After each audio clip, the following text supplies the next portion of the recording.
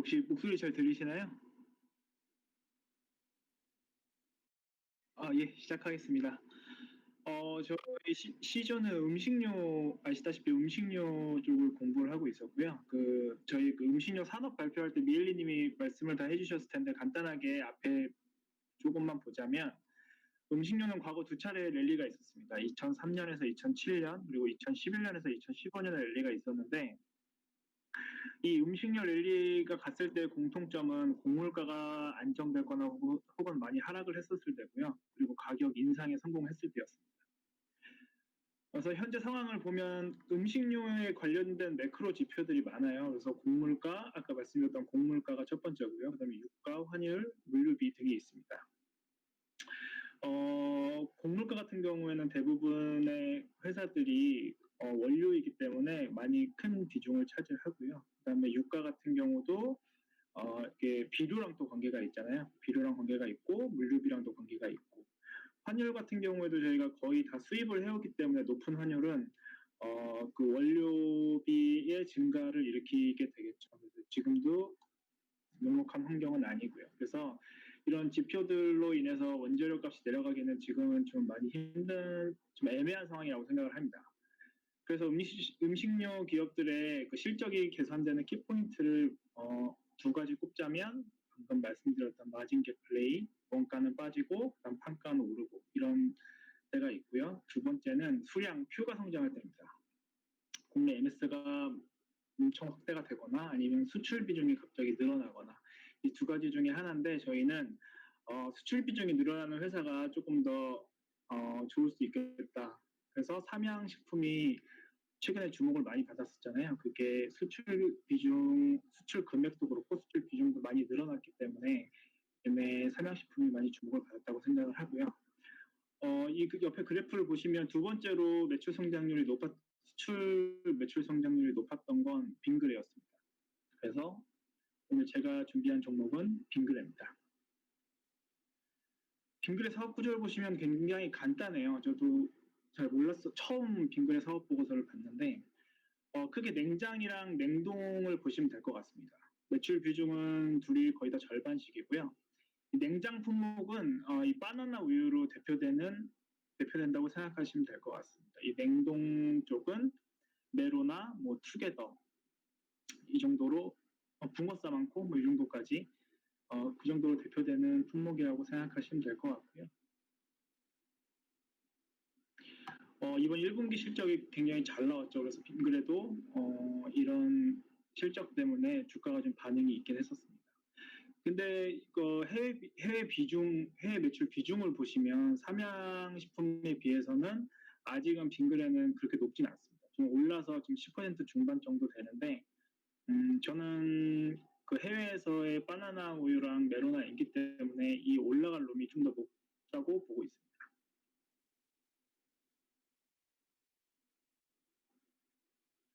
이게 키 차트인데요. 빙그레의 냉장 쪽이랑 냉동 쪽의 수출 비중을 그래프로 그려본 겁니다. 지금 계속 꾸준히 많이 올라서 15.9%, 16% 정도 됐습니다. 최근 이번 1분기 때 많이 올랐죠.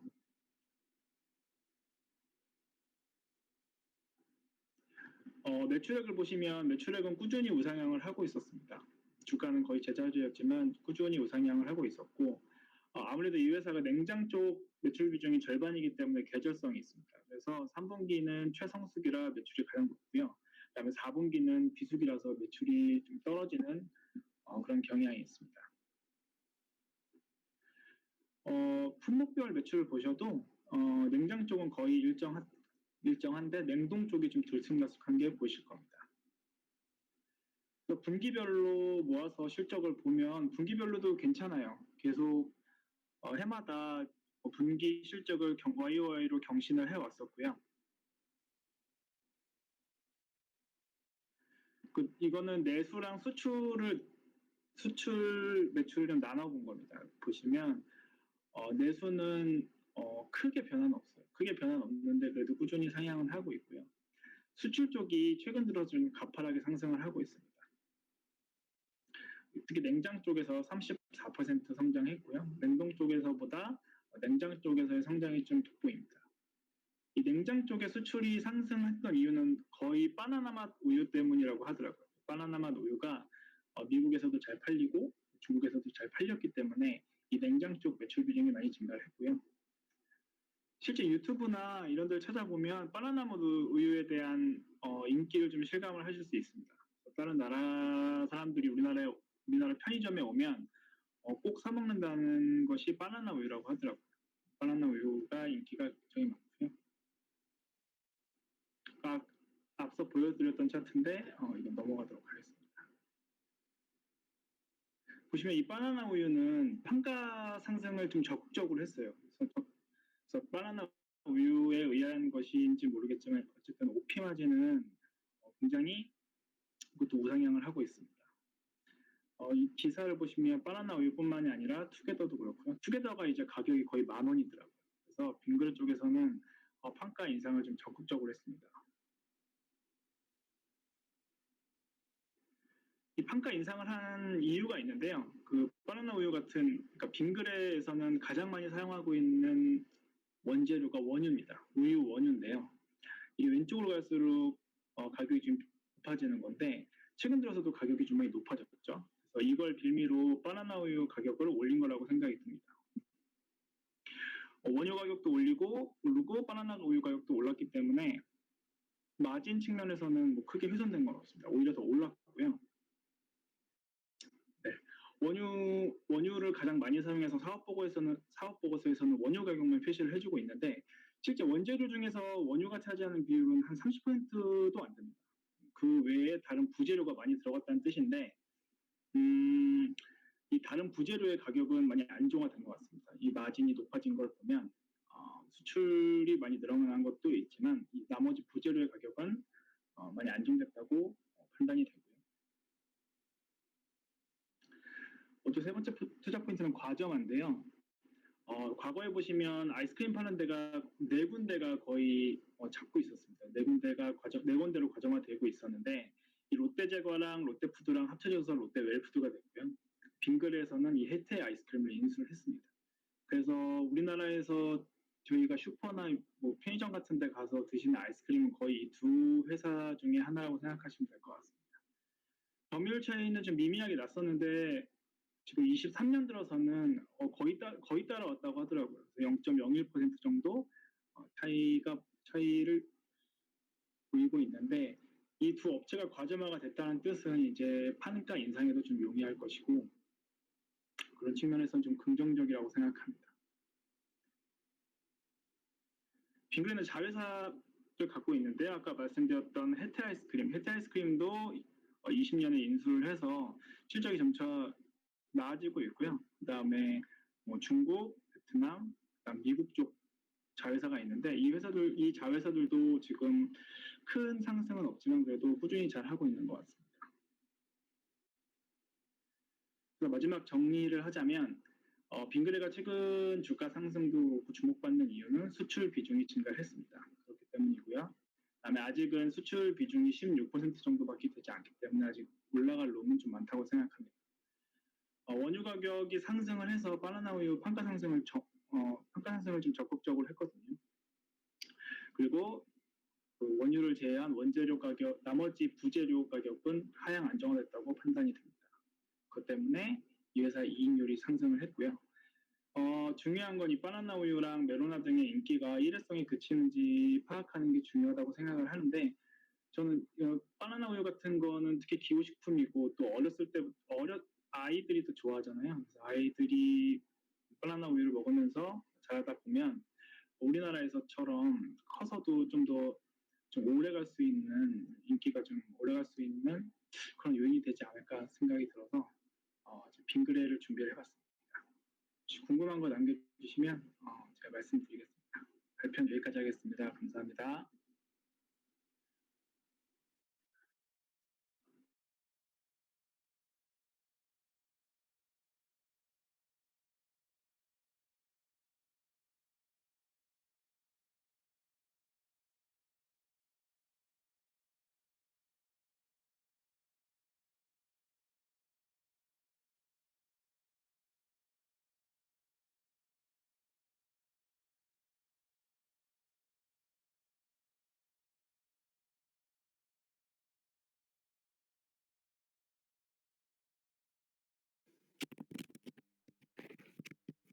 네, 제가 하겠습니다.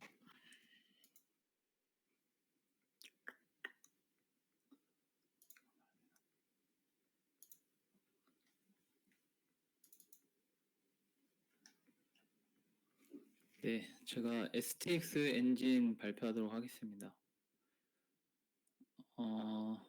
제가 방산 쪽은 그 민재님께서 발표를 해주셔가지고 제가 산업 얘기는 생략을 하도록 하겠습니다.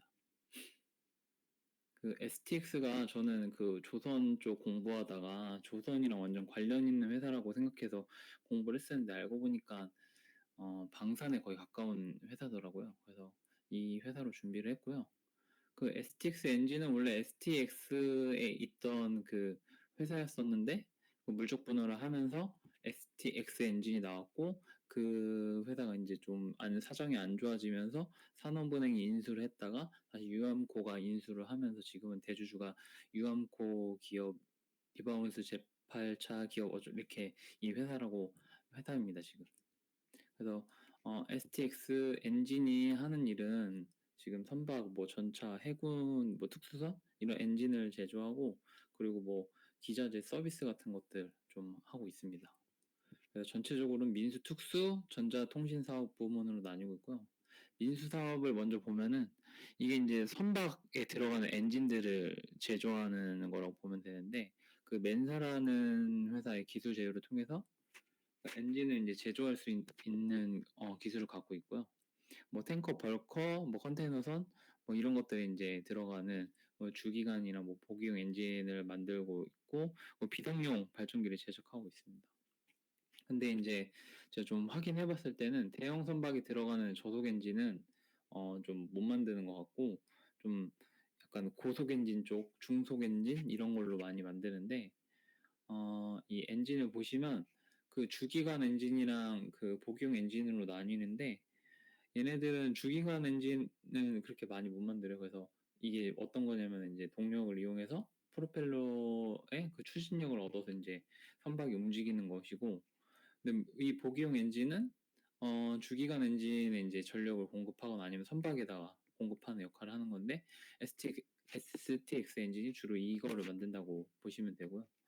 그 주기용 엔진에는 그 복용 엔진이 3개, 4개가 정도가 들어가서 되게 뭐 매출을 많이 일으킬 것 같지만 좀 규모가 작고 좀 가격이 적은 편이라고 합니다. 그래서 STX는 그래도 뭐 친환경 선박용 엔진도 이렇게 개발을 했다고는 하는데 아직 이쪽으로는 수주를 한 움직임은 없어 보입니다. 그리고 이제 뭐 스크러버 이런 시스템도 만들고요.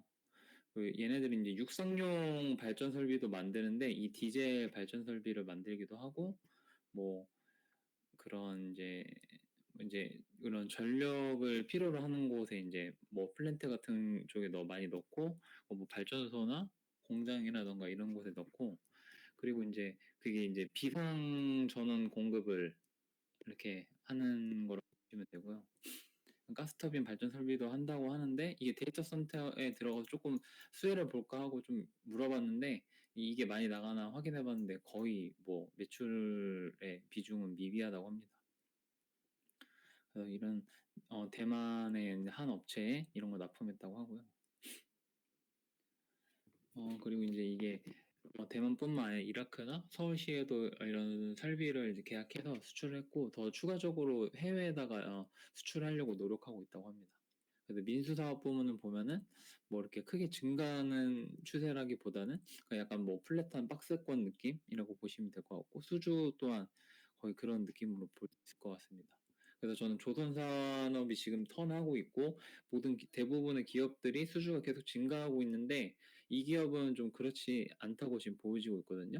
그래서 이 부분은 좀 제가 밑에서 한번 다시 다룰 예정이고요. 그리고 이제 민수 사업은 아까 말씀드린 것처럼 선박이랑 디젤로 나뉘어진다고 했는데 선박이 조금 더 많다고 합니다. 특수 사업이 이제 전차랑 함정에 들어가는 엔진이라고 보시면 되는데 여기에는 보기 엔진보다 주기 엔진 위주로 거의 생산한다고 보고 있고 MTU사와 기술 협력을 통해서 이제 면허 생산하고 있다고 합니다. 그래서 우리가 잘 알고 있는 K9이나 K1 뭐 이런 쪽 그리고 뭐 K10 뭐 K5 자주포 등등 이렇게 주기 엔진을 만들고 있고요. 얘네들이 이제 원래 이제 하나 에어로스페이스가 그 중동 쪽 UAE 쪽에다가 그 K9 자주포를 수출을 하려고 했는데 독일에서 이제 제한하면서 그때부터 이제 디젤 엔진을 국산을 해야 된다 이런 얘기가 나와서 STX 엔진이 이제 진행을 하였고 3년 만에 국산화가 성공하였다고 합니다. 그 이름은 SMV 1000. 그리고 이제 이 해상 쪽에는 보시면은 뭐 구축함, 호위함, 뭐 고속함 되게 많은데 종류가 거의 이쪽으로는 다 지금 STX 엔진이 뭐 넣는다고 보고 볼 수 있을 것 같습니다. 그래서 최근에 HD 현대중공업이 그 페루 쪽으로 이제 함정 4척 이렇게 수주했다고 했는데 여기에 STX 엔진 추진 시스템이 들어간다고 하더라고요. 근데 그 이후에 지금 페루에서 호위함이랑 뭐 경비함이랑 뭐 상륙함 이런 거를 더 추가 발주할 거라고 하는데 현대중공업이 페루랑 협력 파트너로 선정되어서 그 수주할 가능성이 높다고 보고 있어서 그 STX도 좀 기대해 볼 만하다 이렇게 보고 있습니다. 특수사업 매출을 보면은 거의 4분기가 가장 높은 매출을 나타내고 있거든요. 1분기는 당연히 좀 안 좋고, 근데 반면에 수주는 계속 증가하고 있습니다.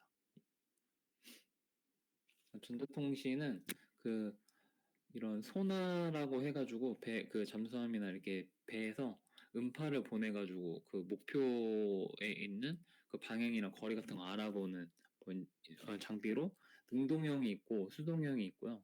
그 레이더를 쓰게 되면 수중에서는 그런 음파들 때문에 좀 쓰기 어렵다고 해서 소나를 쓰고 있고요.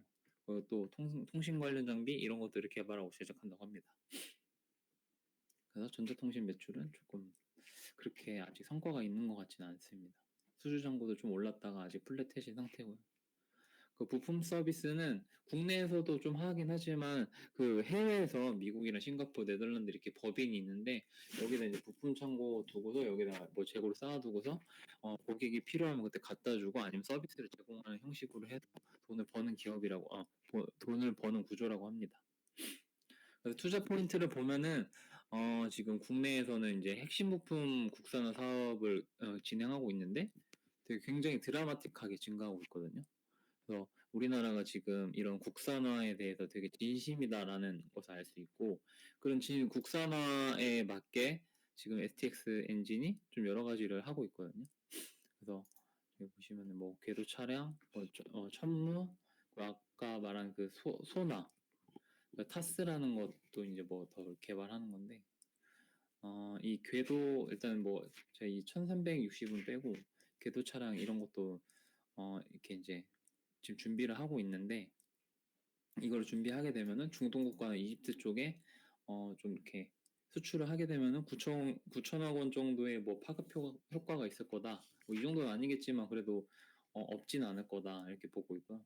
그러니까 천무에 들어가는 이제 디젤 엔진도 국산화에게도 지금 준비를 하고 있고 그리고 이 아까 말하는 그 소나라는 건데 이거를 지금 개발해가지고 수출을 하려고 지금 준비를 하고 있거든요. 2027년까지 계속 아마 국산화를 진행할 거고 두 번째 포인트는 그 엔진 K9 엔진 국산화가 저희가 봤을 때 내수만 그런 게 아니라 수출에도 굉장히 큰 수혜가 될 것이다. 그래서 지금 보시면은 뭐 베트남이나 루마니아 이런 데서도 계속 수요가 더 많을 거고 그리고 이게 이제 K9 자주포에만 들어가는 게 아니라 여러 다른 전차나 장갑차에도 들어갈 수 있거든요. 그러니까 이 하나가 굉장히 뭐 여러 가지 수혜를 볼 수 있다. 이렇게 확인할 수 있고요. 그래서 지금 아까도 보여드렸지만 특수사업 부문은 수주 정보가 계속 늘어나고 있다. 근데 이제 이게 하나 에어로스페이스랑 거의 궤를 같이 하고 있다. 그래서 하나 에어로스페이스가 계속 더 이제 뭐 해외에 나가서 좋은 실적을 내면은 STX는 수혜를 볼 수 있는 구조다. 이렇게 보여지고 있습니다. 그러니까 정면적 분석을 보면은 뭐 이제 올해 1분기는 안 좋지만 뭐 이건 당연한 거였고요. 근데 GPM은 계속 올라가고 있고 그래서 이제 뭐 그리고 이제 판관비도 좀 최대로 올라갔거든요. 그래서 대신 영업이익은 계속 지금 4개분기 연속 나오고 있는 상태로서 되게 좋은 상황이라고 보고 있고요. 이게 이제 그 매출 재고 자산이 증가해서 매출 원가가 하락한 건데 이 부분은 이따가 한번 다시 말씀을 드리겠습니다. 그래서 외주 가공비는 좀 이렇게 물론 매출이 적었기 때문에 외주 가공비가 적어서 이 어느 정도 유지할 수 있었다 이렇게 볼 수 있고요. 이 재고가 계속 늘어난 거 재고가 이번 분기 굉장히 급격하게 늘었는데 이거는 이제 원재료나 제공품이 늘었다는 건데 앞으로 이제 만들어서 이제 내보낼 물건이라고 저는 보고 있거든요. 그래서 보시면은 이제 완전 유사하진 않지만 그 다음 분기는 그래도 매출이 오를 수 있는 가능성이 있지 않을까라고 생각을 하고 있고요. 원재료 매입액 이렇게 늘었고요. 판관비는 이제 거의 플랫한 수준이고 현금 흐름은 이제 퐁당퐁당 이렇게 볼 수 있고요. 그리고 보시면은 20년 4Q 이후부터 그 6개월 이하의 매출 채권이 이제 거의 다 90% 이상 도달했다고 보입니다. 그래서 이런 가동률도 좀 올라왔다가 지금 어느 정도 이렇게 플랫하게 유지되는 것이고요. 그리고 최근에는 수출 쪽이 좀 매출이 더 많긴 했는데 아마 이거는 계속 이렇게 지그재그로 왔다 갔다 할 것 같습니다. 그래서 지금 보시면은 여기는 되게 매출처가 굉장히 다양하거든요. 그래서 뭐 방위사업청 이렇게 여러 군데가 있는데 사실 이걸 다 긁어보면 엄청 많아요. 그래서 여기서 가장 좀 유의미하다고 생각되는 부분만 제가 좀 넣어서 했는데 거의 방위사업청이 거의 좀 되게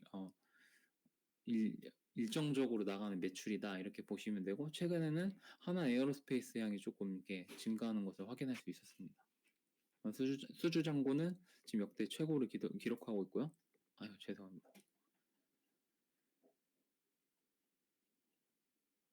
나머지는 조금 애매한 상황이긴 합니다. 계약 부채도 계속 올라가고 있고요. 근데 부채 비율이 좀 많은 것 같지만 지금 이 계약 부채를 빼고 보면은 좀 괜찮은 수준이라고 저는 보고 있고요. 종속회사의 매출도 계속 올라가고 있는데 이익도 굉장히 좋거든요. 근데 작년 4분기에 되게 안 좋다고 이렇게 안 좋아서 좀 확인해 보니까 뭐 별도 기업 이익이 좀 안 좋아지면 안 될 것 같아서 조정을 했다고 하는데 사실 그거는 좀 정확하게는 좀 이해가 안 갔습니다. 그래서 뭐 인당 매출액은 뭐 박스권이 이렇고요. 리스크를 보면은 일단은 여기는 전문 IR 담당자가 없어가지고 좀 정보를 알아내기 어렵다. 제가 이렇게 느꼈고요. 그리고 이제 수주 같은 것도 계속 증가하고 있는데 도대체 어디서 증가하는지 알기가 어려운 것 같습니다. 왜냐면 얘네들이 수주 공시를 진짜 의무로 해야 되는 것만 하고 다른 것도 일부러 안 하고 있는 것 같더라고요. 그래서 좀 이런 게 어렵고 두 번째는 그 민수사업은 제가 봤을 때 경쟁력이 지금 뒤처지고 있다라고 판단을 하는데 이게 이제 현대중공업이 힘센 엔진으로 국산을 했는데 이 엔진이 지금 STX 엔진이 만들고 있는 엔진이랑 굉장히 유사한 거거든요. 그러니까 거의 똑같다라고 보면 되는데 얘네들은 계속 시장 점유율 올라가고 있는데 그리고 얘는 국산을 했기 때문에 라이선스 비용을 내지 않아서 오히려 가격 경쟁력이 있는데 STX는 그렇지 않은 거죠. 그렇기 때문에 조금 불리하기 때문에 좀 어렵지 않을까. 그리고 또 제가 IR 담당자님께도 전에서 확인해 봤는데 저는 물론 이건 저의 생각이긴 하지만 저는 조선 업황이 돌았다고 생각하는데 이분은 안 그러시더라고요. 그냥 뭐 자기 뉴스를 봤었는데 뭐 사람도 지금 부족한 것 같고 아직 아닌 것 같다. 근데 만약에 그 회사가 되게 지금 민수 쪽으로 수주가 계속 늘어나고 있었으면 이분이 과연 저한테 그렇게 말씀을 하셨을까라는 생각이 들더라고요. 그래서 이쪽은 조금 어렵지 않나 이런 생각을 제가 했고요. 최근에 자꾸 이제 나오는 뉴스가 EU에서 우리나라 이렇게 무기를 좀 견제하고 있는데 이런 게 조금 리스크지 않을까. 최근에는 이제 우리나라가 해외 수주를 굉장히 여러 가지 좀 실패를 한 것으로 알고 있는데 그 노르웨이 같은 경우는 걔네가 운용하고 있는 그 전차가 좀 K9이랑 좀 많이 다르기 때문에 뭐 만약 고장 나게 되면 부품이나 수리 서비스를 운용하기 어렵고 뭐 정치적 관계 때문에 이제 레오파르트 이걸 선택했다고 하고요. 그 영국에서 떨어진 것도 좀 뭐 다 이유가 있겠지만 뭐 얘기를 들어보면은 원래 걔네가 원하는 모델이랑 다른, 그러니까 우리나라의 하나의 에어로스페이스는 완전 다른 전차라고 하더라고요. 그래서 그런 것 때문에 떨어졌고 그 양산하는데 그 시기랑 얘네가 도입 시기랑 좀 안 맞는데요. 그래서 원래 안 되는 거였는데 뭐 홍보를 위해서 한 거다 뭐 이런 식으로 이렇게 얘기를 하더라고요. 그리고 마지막으로는 그 한국 수력 원자력에 이제 좀 뭐 시험 성적서 조작해서 내가지고 여기서 이거에 잘못돼가지고 지금 공공기관 입찰을 2년 동안 금지당하게 생겼는데, 만약에 이렇게 되면은 공공기관뿐만 아니라 그런 군 쪽에도 입찰을 못 넣는다고 하더라고요. 그렇게 되면은 지금 특수사업부 계속 수주 잔고 늘어나고 있는데 좀 상황이 안 좋아지는 거 아닐까 해서 조금 걱정스러운 부분이 있고요. 근데 물론 시장은 다 알고 있는데 주가는 좀 애매하게 움직이고 있는 것 같고요. 지금 이것도 제가 IR한테 물어봤는데, 현대중공업도 똑같은 상황이 있었는데, 걔네들은 그거를 피해 나갔대요. 근데 제가 봤을 때는 현대중공업은 그 구축함 사업을 이제 따내기 위해서 그런 기밀을 이렇게 빼내가지고 유출한 거였는데, 그거를 방사성 어차피 자기한테 잘못한 것들을 이제 어느 정도 용서해주고 이렇게 넘어간 경우고, 얘네들은 한국수력 원자력한테 만약에 지게 되면 방사청이랑은 별개의 기관이기 때문에, 그러니까 나한테 잘못한 게 아니라 저 다른 사람한테 잘못한 건데 방사청이 한국수력 원자력한테 가서 얘네 한번 봐줘 이렇게 할까? 진짜 이런 생각도 들어서 아직 이건 우리가 알 수 없는 상황이라서 조금 많이 불확실하다 이렇게 저는 지금 판단을 하고 있습니다. 결론적으로는 지금 방산을 보고 투자를 해야 되고, 근데 조선은 어쨌든 기대감이 없지만 더 안 좋을 수 있을까라는 이런 관점으로 볼 수도 있을 거라고 생각하고 있고요. K9 자주포가 지금 이렇게 견제를 받고 있는 거는 품질이 좋기 때문에 정치적으로 견제가 들어오는 것이라고 생각하고, 오히려 더 인기가 많아지지 않을까 생각을 하고 있습니다. 그리고 이제 얘네들은 지금 그런 장비들을 계속 국산화를 하고 있기 때문에 이거에 대한 수혜도 받을 거라고 생각을 하고 있지만, 대신 좀 사업 기간이 좀 길어가지고 주가는 어떻게 움직일지 잘 모르겠습니다. 밸류에이션상 봤을 때는 그렇게 고평가된 주가는 아닌 것 같다. 제 결론입니다. 감사합니다.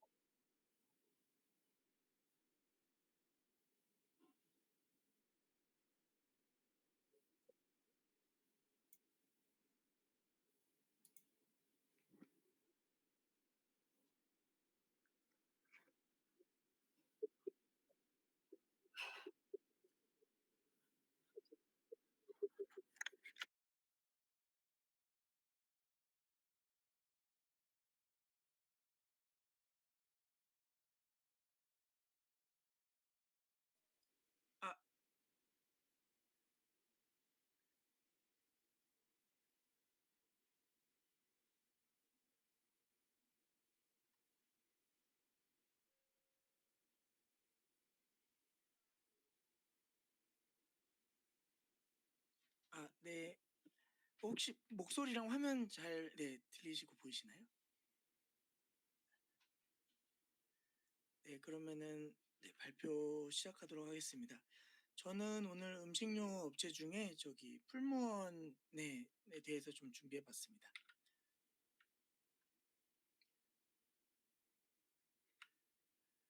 네, 우선 풀무원은 많이들 아시다시피 국내에서 일단 신선식품이랑 음료 중심으로 판매를 하고 있고요.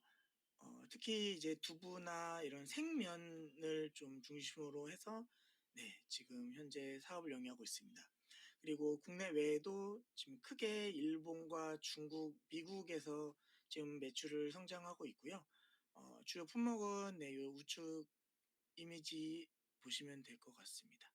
그리고 국내에서는 최근에는 이제 이효리를 모델로 지금 하면서 그 지구 식단이라는 그 테마를 갖고서는 이렇게 지금 그 제품 판매를 하고 있는데, 요 부분도 현재 매출 잘 나오고 있다고 해서 지금 회사 입장에서는 큰 네, 도움을 받고 있다고 하고 있습니다. 네, 그러면은 다시 한번 제품 관련해서 간략하게 말씀드리면은 현재 동사의 주요 제품 품목으로는 이제 두부 나물류, 그리고 이제 면, 그리고 이제 푸드 서비스, 그리고 이제 또 이제 식품 서비스 유통 관련해서는 또 이제 그 공항이나 터미널 뭐 이런 휴게소 같은 데서 판매하고 있는 이런 컨세션, 그리고 마지막으로 이제 이 회사의 제일 중요한 키포인트라고 할 수 있는 이제 해외 식품 제조 유통이 큰 비중을 차지하고 있습니다. 네, 이 아래 이미지가 지금 현재 그런 관련된 매출 비중을 보여주고 있고요. 아직까지는 지금 식품 제조 유통 사업이 제일 큰 비중을 차지하고 있는데, 이제 지금 해외 사업 매출이 지속적으로 지금 성장하고 있는 모습이고, 이 부분은 이제 뒤에서 추가적으로 말씀드리도록 하겠습니다. 네, 요거는 이제 계속 이제 해외 식품 관련된 네, 그 관련 내용이고요. 이건 나중에 참고하시면 될 것 같습니다. 이제 기업에 대한 간략하게 말씀드리면은 현재 시가총액은 약 한 5천억 중후반대 유지하고 있고요. 이제 최근에 음식료 업종이 이제 지금 주가가 많이 오르면서 풀무원도 좀 상승한 모습 보이고 있습니다. 대표 주주는 이제 남승우 분께서 이제 보유 지분이 약 57%로 좀 많은 지분을 보유하고 있고요. 관련해서 좀 이슈는 지금 현재 이제 영구채 오버행 리스크가 조금 있는데, 금액은 한 400억대고 주식 총수 대비해서 비율이 약 8.48% 되고요. 요게 이제 이게 기사 내용을 좀 발췌해 봤는데, 이게 좀 이제 주가가 상승하면은 12 전환가액보다 좀 상승하게 되면은 이제 엑싯을 고려할 수 있다라는 해석이 좀 있어서 요 부분은 이제 좀 주의가 필요할 것 같습니다. 이제 그러면은 정량적 분석에 대해서 네, 말씀드리도록 하겠습니다. 풀무원은 매출액이 뭐 이렇게 크게 확 튄 부분은 없는데 지속적으로 이제 이렇게 조금씩 우상향하는 모습을 보실 수 있고요.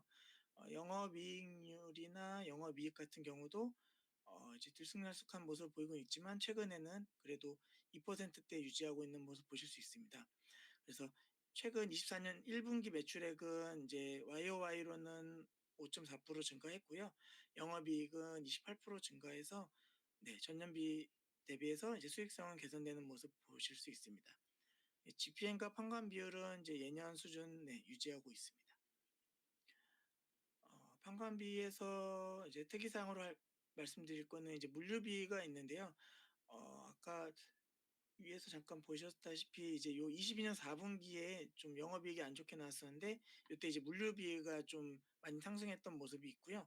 요거는 이제 24년 4분기는 좀 데이터가 조금 튄 것 같은데 그래도 다시 하향해서 큰 이슈는 없는 걸로 보이고 있습니다. 그리고 이제 종업원 수도 지속적으로 상승하고 있는 모습 보이고 있습니다. 이제 비용에 대해서 그럼 중간 정리를 한번 말씀드리자면은 지속적으로 매출은 증가하고 있고 영업이익도 뭐 이제 2%대로 이제 그렇게 좀 유지하고 있는 모습 보실 수 있습니다. 이 사유로는 이제 원재료인 이제 주 원재료인 대죽 가격 및 물류비 하락이 원인으로 보고 있고요. 먼저 물류비는 이제 컨테이너선 운임 하락 및 미국의 이제 길로이 공장이 작년 4분기에 완공해서 요거에 따른 이제 물류비가 개선된 것으로 보이고 있습니다. 그래서 매출액 대비해서 물류비 비중도 네, 이렇게 지금 요거 부분 제외하고는 네, 그 예년과 같은 모습을 보실 수 있고요. 두 번째로 이제 원재료 가격 중 이제 대두 가격 하락 추세로 이 스프레드가 개선된 것으로 판단되고 있습니다. 그래서 보시면 이제 대두 가격 선물 차트고요. 그리고 이제 매출 원가와 원재료 2분기 레깅한 상관계를 봤더니 약 한 79% 정도 나오고 있는 모습을 봤습니다. 그래서 주담 통화 내용에서도 원재료는 보통 이제 6에서 8개월 정도 레깅돼서 가격에 반영이 된다라고 하고요. 그래서 이제 원재료 가격 이 파란색 차트가 원재료인데요. 요게 이제 하락하는 모습을 보면서 아마 향후에는 이제 매출 원가도 좀 하락하지 않을까 그렇게 지금 보고 있습니다.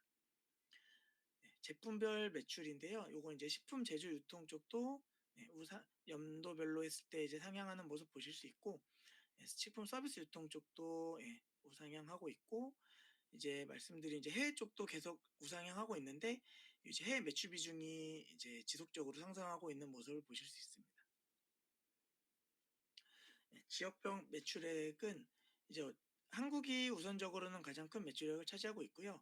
그 부분을 제외하면은 이제 미국 부분이 예, 지속적으로 상승하고 있는 모습이 네, 고무적이라고 보실 수 있겠습니다.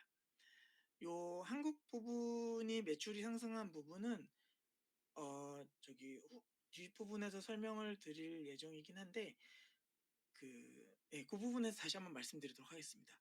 그리고 이제 재고 자산이나 매출 채권은 네, 크게 특이 사항이 없는 모습을 예, 보실 수 있습니다. 그리고 풀무원 같은 경우는 이제 지속적으로 이제 카펙스를 좀 증설하는 부분에서 계속적인 투자를 하다 보니까 FCF가 좀 안 좋은 모습이 예, 계속 보이고 있는데요.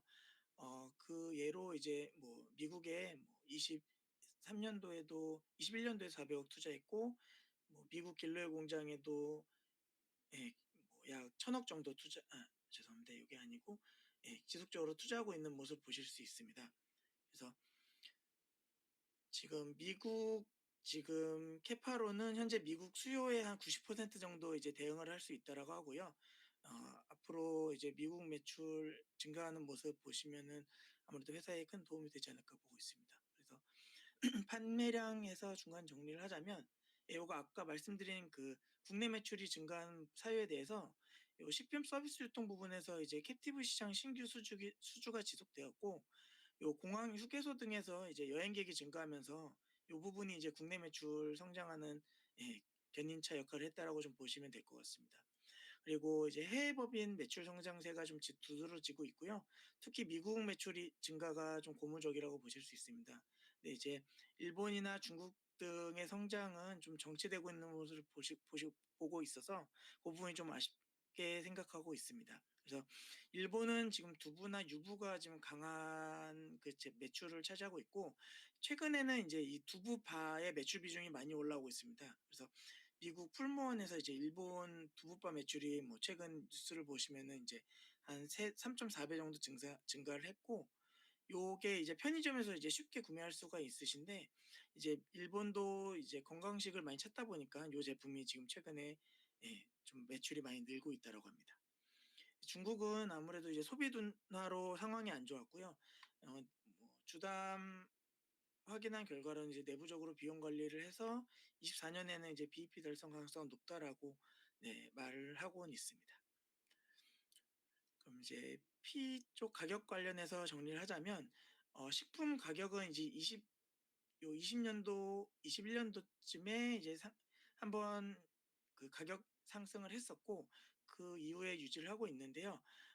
요 보시다시피 이제 곡물가는 이제 유의미한 하락세를 좀 보이고 있어서, 그 식품 가격은 뭐 많이들 아시다시피 한번 상승을 하면은 하락하는 경우가 거의 없기 때문에 어 이제 요 스프레드를 이용해서 좀 이제 매출이나 영업이익에 좀 도움이 되지 않을까 보고 있습니다. 그리고 주담 통화를 통해서도 확인했을 때 이제 가장 최근 판가가 인상이 21년도였고, 이제 총선까지 최근 이제 24년도 총선 이슈가 있었는데 요거 끝났기 때문에 이제 원재료 부담 덜 수 있도록 내부적으로도 좀 준비를 하고 있다라는 네, 내용은 확인했습니다. 그래서 이제 PQC에 대해서 네, 다시 한번 정리를 하자면, 예, P 부분은 이제 올해 식품 가격 올릴지 회사에서 내부 논의 중이고, 음식료 특성상 가격 내릴 요인은 없다라고 보고 있습니다. Q 부분은 이제 해외 증설 계속하고 있고, 인수 등 공격적 투자가 계속되고 있어서 이게 이제 판매량 증가로 이어질 가능성이 높다라고 보고 있습니다. 그리고 이제 C 부분은 이제 유가나 곡물가, 물류비 등이 이제 피크를 찍고 하락하고 있고, 이 부분이 이제 앞으로 스프레드 마진이 크게 벌어질 것으로 예, 예상이 됩니다. 그래서 이제 원유 예, 선물 차트고요. 이제 달러도 아무래도 이제 이런 식음료 업체에서는 중요한 포인트인데, 어, 최근에는 좀 상승하고 있는 부분을 보이고 있습니다. 근데 요 부분도 뒷부분에서 조금 더 내용 연결해서 좀 말씀드리도록 하겠습니다.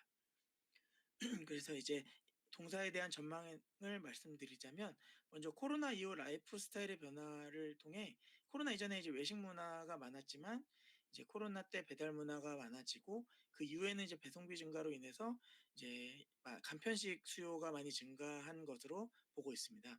그리고 두 번째로 이제 식료품 사이클인데요.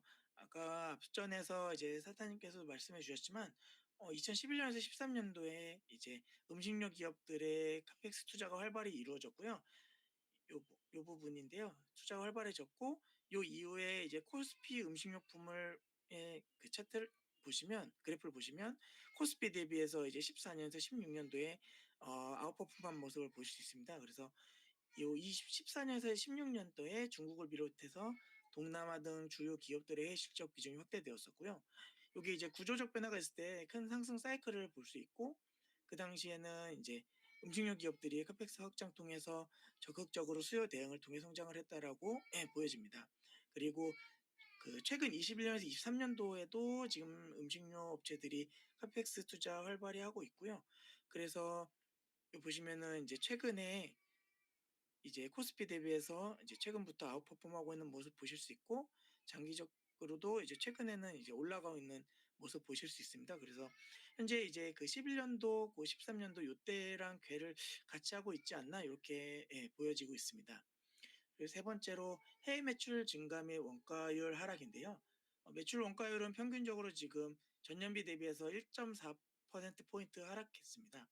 그리고 이제 마진 높은 해외 매출 비중의 확대로 전반적인 음식료 업체들의 수익성이 개선됐고요. 특히 이제 K푸드 글로벌 인기가 이어지면서 미국 중심으로 높은 성장률을 시현했습니다. 동사의 경우 두부가 역대 최고 매출액 기록했고 미국 매출액은 뭐 약 1,100억 원 정도에서 약 15% 정도 상승했습니다. 원달러 환율 얘기 윗부분에 잠깐 말씀드렸는데 이게 이제 상승을 했는데 1분기 대비해서 이제 높은 수준 유지해서 원가 부담을 상승시키긴 했지만 일부 이제 해외 비중이 높은 기업들은 실적 개선이 나타난 것으로 확인이 됐고요. 요 차트를 보시면은 그 환율과 투입 시점 고려해서 원자재 투입 단가 상승률인데 요게 이제 환율은 상승했지만 최근에 이제 뭐 대두라든지 뭐 소맥 같은 경우에는 이제 요게 상승률이 마이너스 퍼센트를 보이고 있습니다. 그래서 요 내용인즉슨 이제 회사 입장에서는 이제 이게 이제 부담으로 다가오지 않았다라는 걸로 보여지고 있습니다. 이제 곡물 가격도 지속적으로 좀 하향하고 있는 모습이고요. 어 이제 해외 매출액인데 이제 풀몬 같은 경우에도 이제 해외 매출 비중이 계속 늘고 있고 미국 쪽 특히 이제 좀 주목해야 되지 않을까 보고 있습니다. 마지막으로 이제 동사의 리스크인데요. 먼저 이 높은 수준의 차입금이 좀 리스크로 보입니다. 그래서 현재 차입금이 8천억 원 정도이고 이게 이제 유동 차입 부채가 4,900억이고 이게 전체 부채 중 60% 정도 된다라고 합니다. 그래서 부채 비율 약 325%이고 반면에 이제 현금 보유량이 약 1,270억 원 정도밖에 없어서 이제 요 높은 부채 및 낮은 현금 보유량이 좀 리스크로 보입니다. 하지만 이제 대부분이 이제 단기 차입금들은 이제 은행을 통해 대여한 것으로 연장이 가능한 부분이라고 생각되고 있고 현금 흐름의 개선을 통해서 요 이제 차입금 상환이 이루어지고 있는 점으로 요 유동성 리스크 저점은 작년 3분기에 영구채 요 발행했을 때가 아닐까라고 생각하고 있습니다. 그래서 그 주담 통화를 통해서 확인해 봤을 때 이제 동 24년도에는 이제 카펙스 규모를 이제 연간 에비타의 50% 정도로 관리를 해서 현금흐를 좀 개선을 하고 이제 해외 사업 성장 및 수입성 개선 통해 재무 구조를 개선 추진 계획 중이라고 합니다. 그래서 이거를 뒷받침한 내용으로 이제 최근에 원래 미국에 또 추가적인 두부 공장 증설이 예 예견되어 있었는데요. 요게 이제 그 최근 뉴스를 통해서 이제 요게 연기가 되었다라고 합니다. 그래서 이런 그 좀 신규 시설 투자를 쪼끔 미루는 대신에 요거를 이제 차입금 상환으로 좀 진행이 될 것 같고 요걸 통해서 이제 FCF를 좀 인제 좋게 만들려고 한다라고 계획하고 있다고 합니다. 두 번째 리스크로 이제 라니냐로 인한 곡물 가격 상승인데요. 이제 최근 뉴스를 보다시피 이제 라니냐를 가 올 가능성이 좀 높다라고 보고 있습니다. 그래서 예, 보시면 요 차트 보시다시피 이제 요 파란색이 라니냐인데요. 이게 이제 확률이 좀 높아지고 있고요. 요게 이제 예전 그 라니냐 때 이제 대두 가격도 동반해서 상승하는 모습을 좀 확인하실 수 있습니다. 그래서 요 라니냐로 인해서 이제 남아메리카 태평양 연안 뭐 가뭄, 이제 남아메리카 연안 겨울 한파 요런 등등 이제 요런 이슈가 생김으로써 대두나 소맥 등 주요 농산물 작황 피해가 커질 가능성이 높아진다고 합니다. 그래서 지금 현재 그 남미 지역의 그 남아메리카 지역의 대두 수출량이 이제 지금 미국을 넘어서 이제 25% 정도 되는데요. 이게 아무래도 이런 피해를 입으면은 아무래도 곡물 가격, 특히 뭐 대두 동사 입장에서는 대두 가격이 상승되지 않을까 하는 리스크는 좀 지속적으로 모니터링 해야 되지 않을까 싶습니다.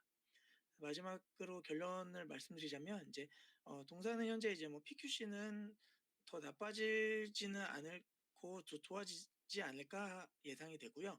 이제 특히 해외 시장에서 풀먼이 성공할지, 특히 뭐 미국 시장 모니터링이 좀 필요하다고 보고 있습니다.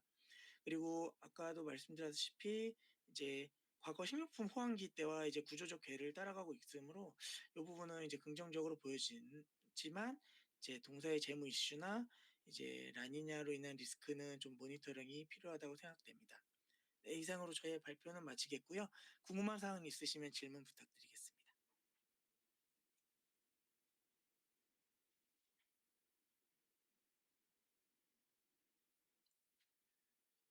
네, 작년에 준지님께서 네, 발표했습니다.